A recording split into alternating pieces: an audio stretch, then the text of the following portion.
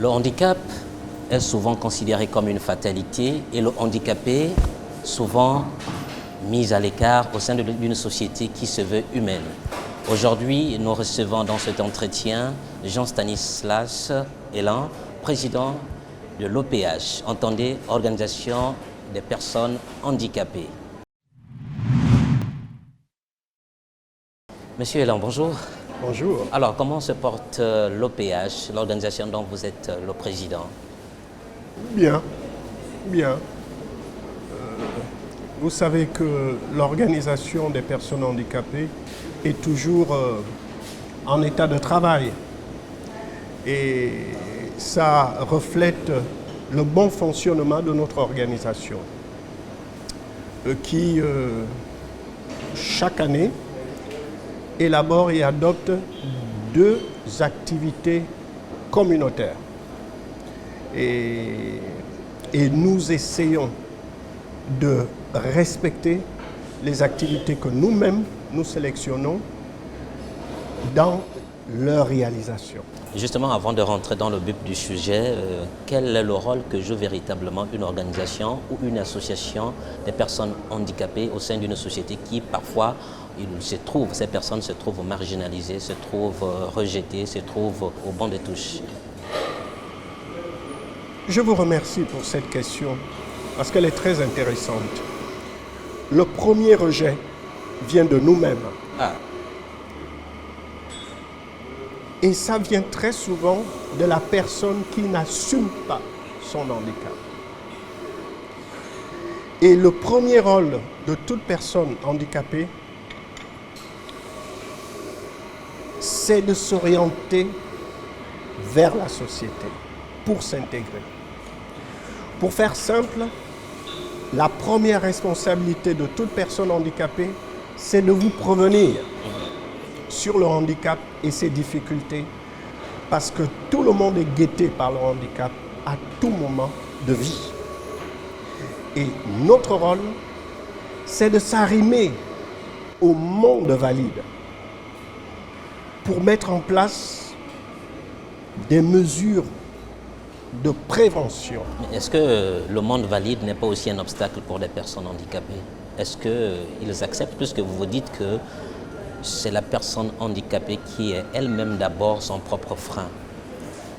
Oui, oui.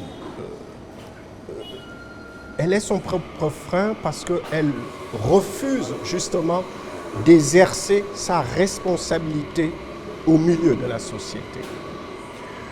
Intégrer le handicap, ça veut dire quoi? Ça veut dire que toutes les politiques pratiquées dans notre pays, je prends un secteur, la politique sanitaire.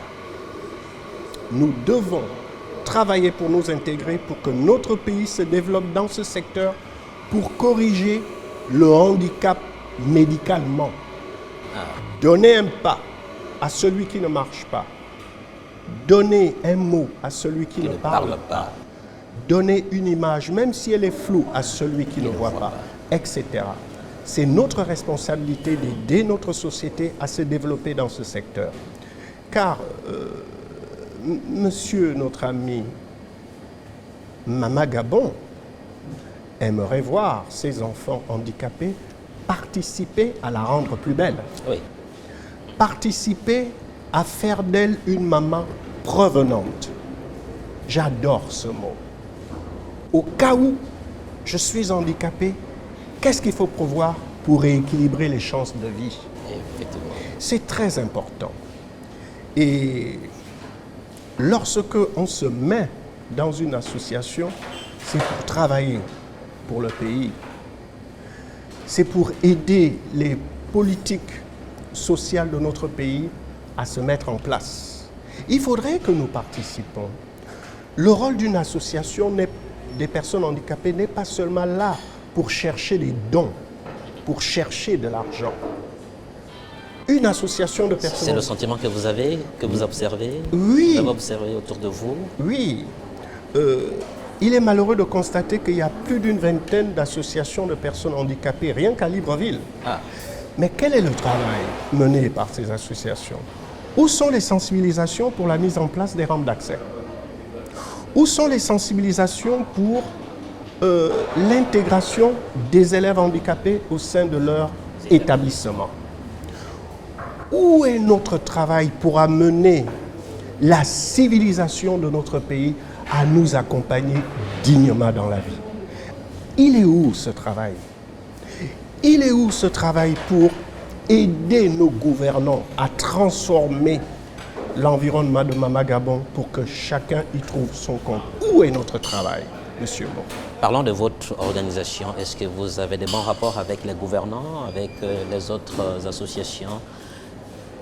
Parlant des gouvernants, nous avons une relation très délicieuse avec eux parce que l'organisation des personnes handicapées, depuis sa création, travaille aux côtés des pouvoirs publics. D'accord. Je vous donne un exemple.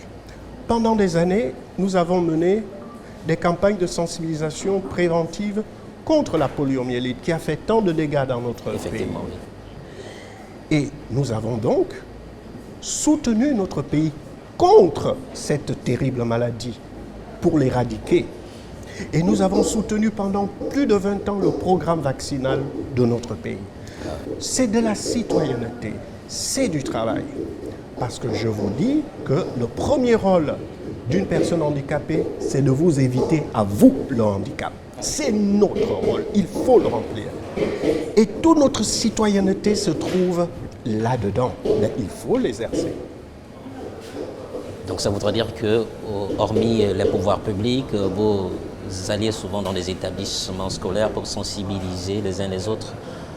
Dans ce sens, que leur dites-vous aux élèves qui ont souvent un autre regard des personnes handicapées, que ce soit les aveugles, les personnes albinos et bien d'autres?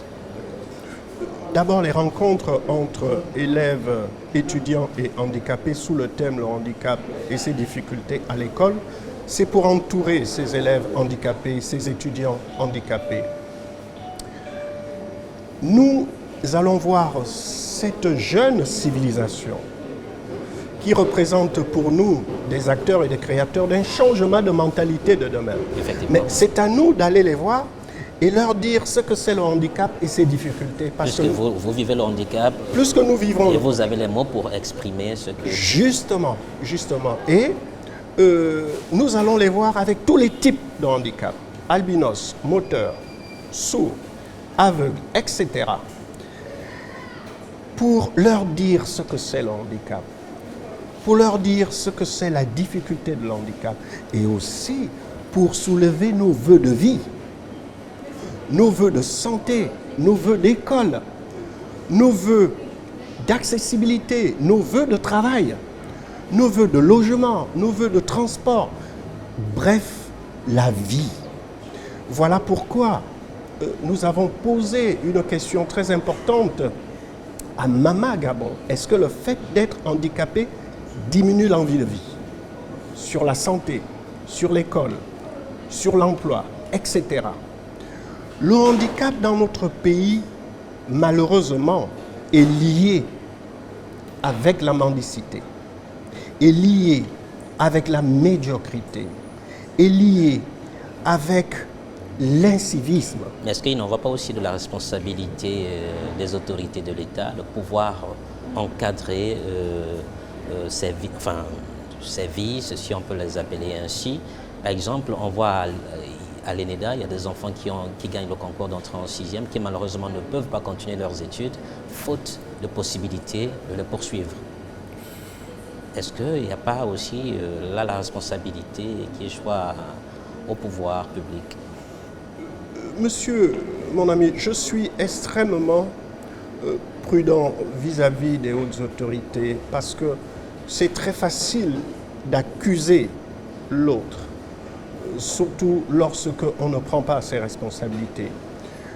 Lorsque une personne handicapée et sa famille expriment de manière triple son envie de vie, il provoque un développement dans la société. Alors, lorsque vous avez remarqué que les personnes handicapées très souvent expriment une envie d'argent, une envie de don, ils n'expriment pas une envie de s'intégrer parce que celui qui veut s'intégrer, il ne croise pas les bras. Les bras, effectivement. C'est à nous à informer la civilisation de notre pays sur le handicap. Donc vos sensibilisations vont dans ce sens. Toutes nos sensibilisations, tout notre travail va dans ce sens. C'est la raison pour laquelle vous avez initié des rencontres avec des élèves, des étudiants au sein de leurs établissements. Oui.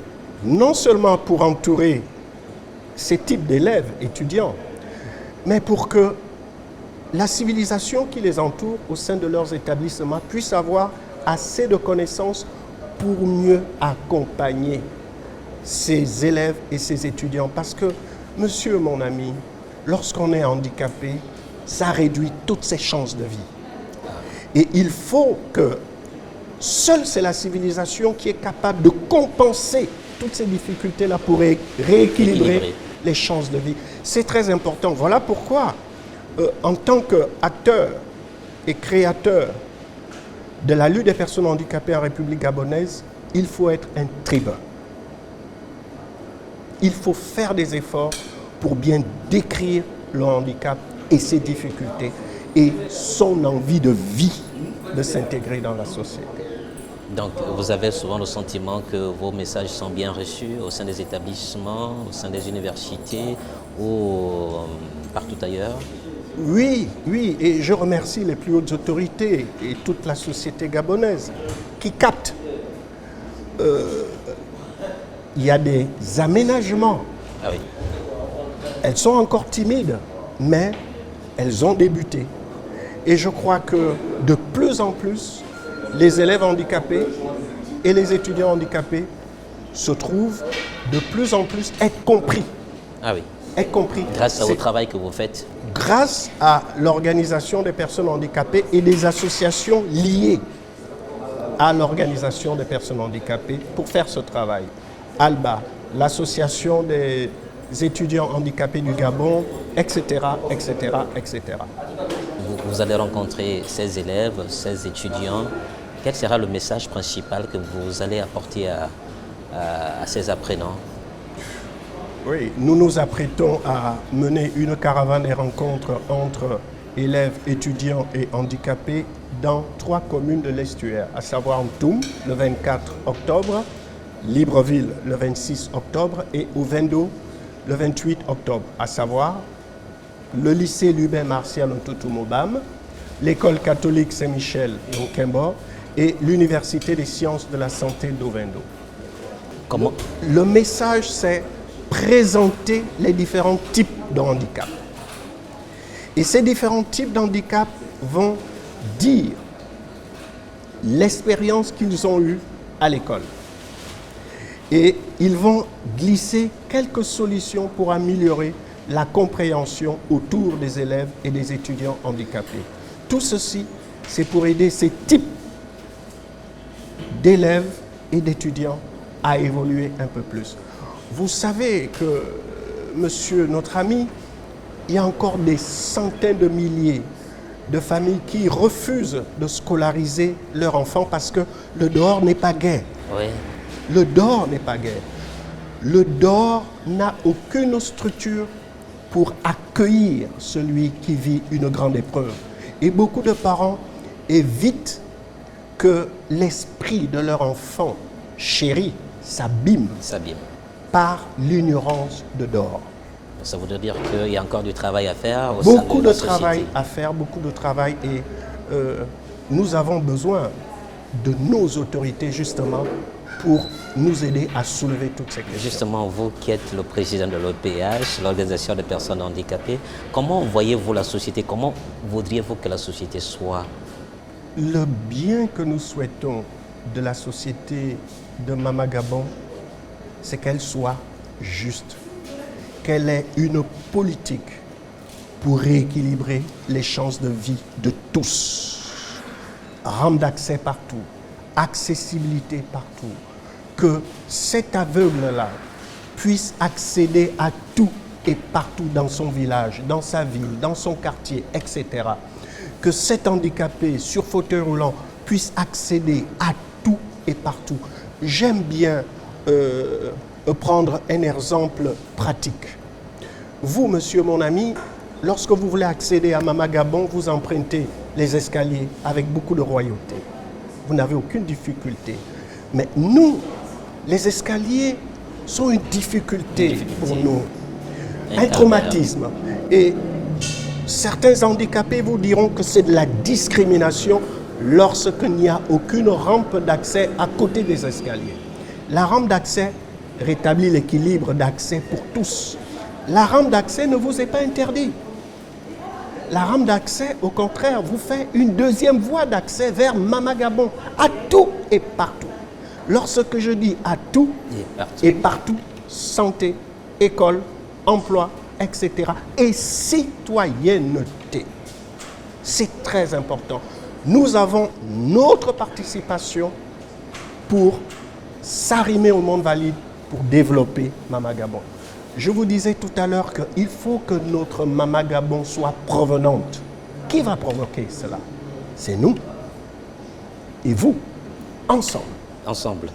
Monsieur Jean-Stanislas Elin, nous sommes pratiquement au terme de notre échange. Malheureusement, le temps court tellement. Certainement, nous aurons d'autres occasions pour en parler.